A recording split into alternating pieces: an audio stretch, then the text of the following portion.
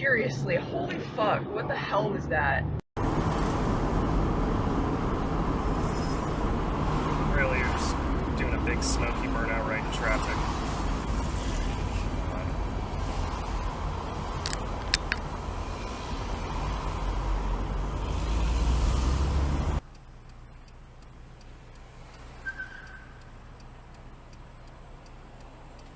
Wall in the Navy too. Watch out, watch out, watch out. Jesus fucking fuck. Red lights. What an idiot. What an idiot. This is a quintessentially Portland move. I'm leaving a ton of space for somebody to safely merge in front, and this person just does not take the space. You had the space. Come on, man.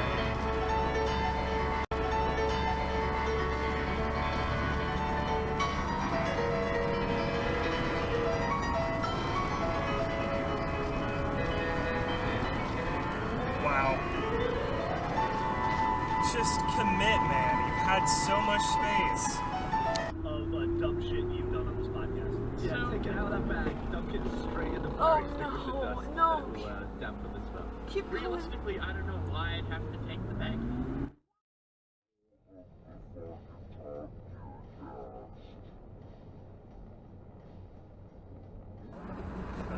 Fuck you, throw a fucking paper plate out your fucking window. Oh shit. Oh, that truck's coming in hot. Yeah. What the fuck, mate? Oh.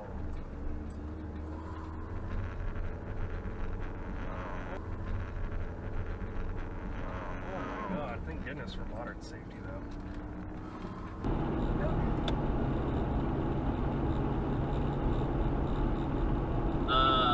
Yeah, I think.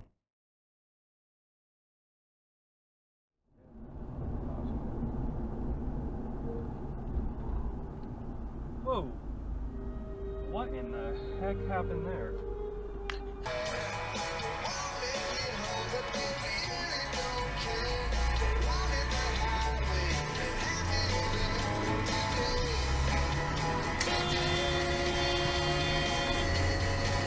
Fuck.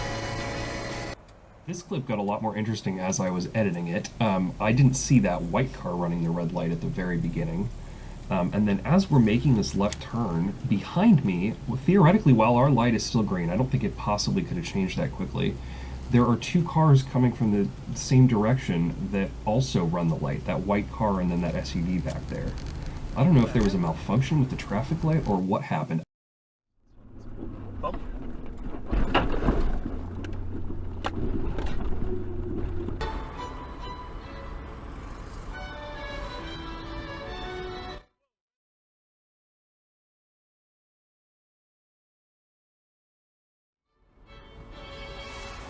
Wow, and that guy ran the light too. We are full of winners here. Holy carbunzel.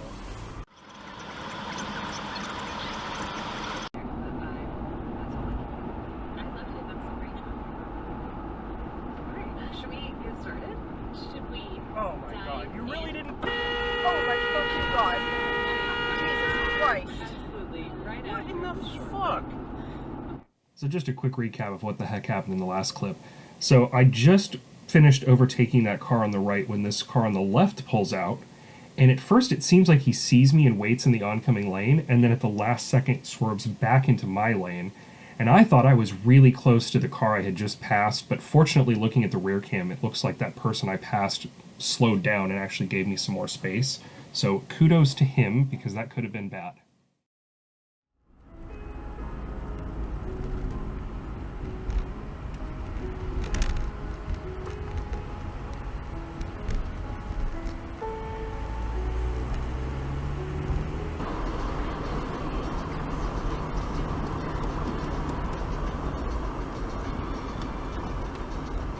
That isn't even... Why would that even make sense, man?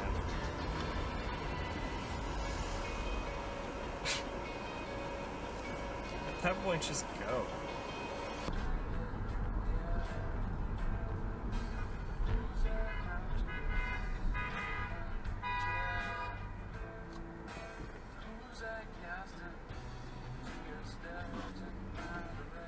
This was the moment I discovered this car did not come from the factory with anti-lock brakes.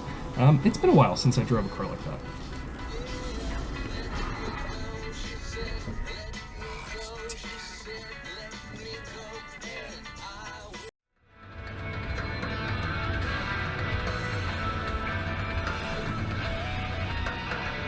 Oh, you weren't even close.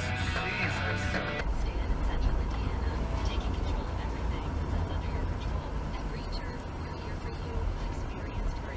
Oh, and you're gonna run the lane. That's an interesting decision.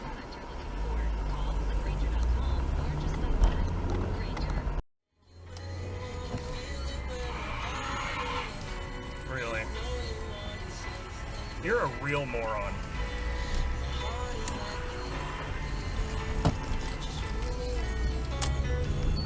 I was like, bullshit, let's bring that. Oh, can you not? Jesus. Pay attention, dude.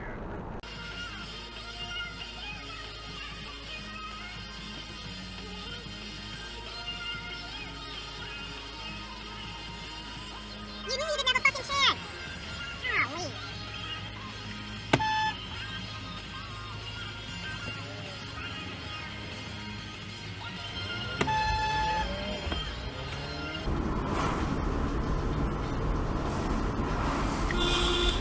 Come on, man.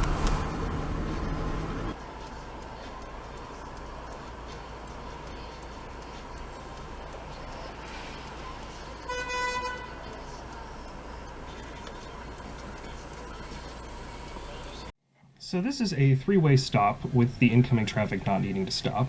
All three of us stop about the same time, but sort of go in order of yielding to the right, which is what you're supposed to do.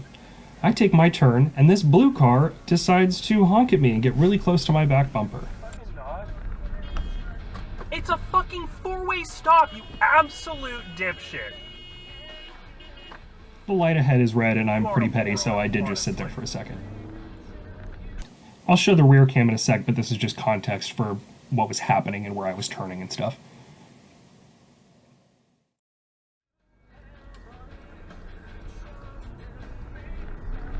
Can you fucking not? It's a fucking four-way stop, you absolute dipshit. You are a moron, honestly.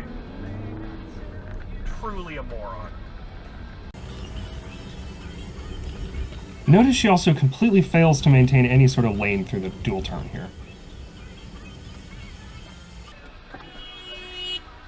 It's a four-way stop, bitch. Four-way stop. It's actually a three-way stop, but in terms of our right-of-way, it doesn't really make a difference. Despite going different directions, 4 minutes later, look who pulls across from me into a parking space at a different store. And to be fair, I think this was just pure coincidence because we were going from one busy store to the next nearest busy store, which is Dollar General. But I wasn't interested in leaving my car right next to hers. You throw a temper tantrum with your baby? I stopped first. No, you absolutely didn't. There was a car right in front of you. What is wrong with you?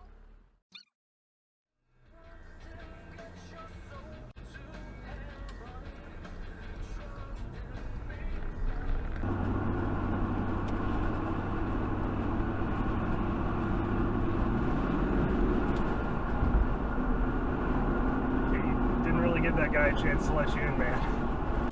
Hey folks, thank you for watching. That's it for the bad drivers and crazy clips. As usual, we're going to end the video with some nice scenic footage. I was finally able to go to the Steens mountain in eastern Oregon, which I've been wanting to go to for about a year now. It's only open about 6 months of the year due to snow. This right here is the Kiger Gorge Overlook. And basically it's this 52-mile gravel loop that goes up to 9,700 feet the road peaks at, and then the peak of the mountain is only a few feet higher than that, and there's just a short little walk. It's about half a mile. This is actually the highest elevation road in Oregon. Not the highest peak in Oregon, but the highest road that you can actually drive to. Our highest peak is Mount Hood, which is 11,000 something feet. It's kind of interesting. Oregon is very mountainous, but the few states that surround us, Washington, Idaho, Montana, Nevada, and California, all have higher mountain peaks than us. I will say, if you want to summit a mountain peak and not do barely any physical exercise to get there, this is a fun way to do it. There's actually a website called dangerousroads.org, and it lists the highest elevation roads of every state. And most of them are, close to the summits of mountains. So, theoretically, you could go down the list of different mountain peaks and just do the laziest mountain climbing in the world, where you drive almost to the very top of the mountain and then do like a quarter mile or half a mile hike to the peak, which is exactly what the Steens Mountain is here. We were also quite lucky. We went about October 15th, and depending on what year it is, that's pretty borderline as to when the snow starts falling. The temperatures at night, even this time of year, were like in the teens. It was really, really cold, so we did not choose to camp on the mountain. But there actually are a few really, really cool BLM campgrounds that are just, free. You don't have to pay a fee or anything. And the views are absolutely incredible around here. There's just no electricity or water, so if you want to stay warm, you have to, make a little bit of an effort, build a fire, etc. This is the peak of the road, and it actually technically continues as a road, like a really sketchy service road up to a weather station, which is situated on the actual peak of the mountain. But having walked it, I don't think it would have been particularly safe for us to drive. There was a huge, huge drop off on the right. Off to the right side, or the east of the mountain, is where the Alvord Desert is, and in fact, all of the surrounding area here is high elevation desert. Not like very, very dry desert, like the Sonora or the Mojave or, etc., but a lot of scrub brush, a lot of brown. Kind of looks like what's on the screen here, but imagine lower elevation. The Alvord Desert's interesting because it exists purely because of the peak of the mountain catching all the weather. Unless you're me and you've seen my previous video, and somehow we got rained on when we were in the desert. This whole loop was pretty uneventful. It's about 52 miles.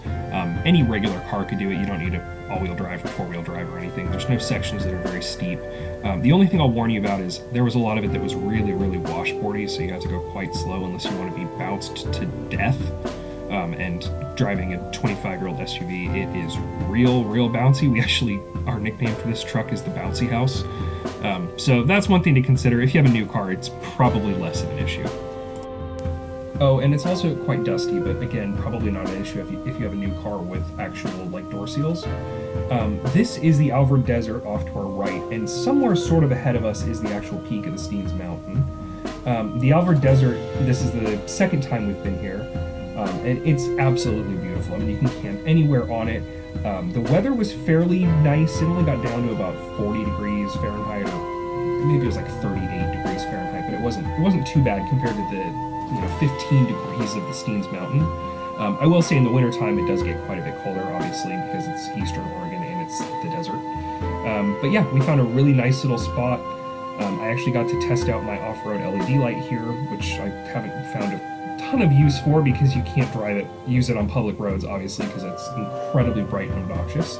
But yeah, the Alvord Desert is a wonderful place, great little stopover, especially if you want to check out the Steens Mountain. Thanks for watching. Bye-bye.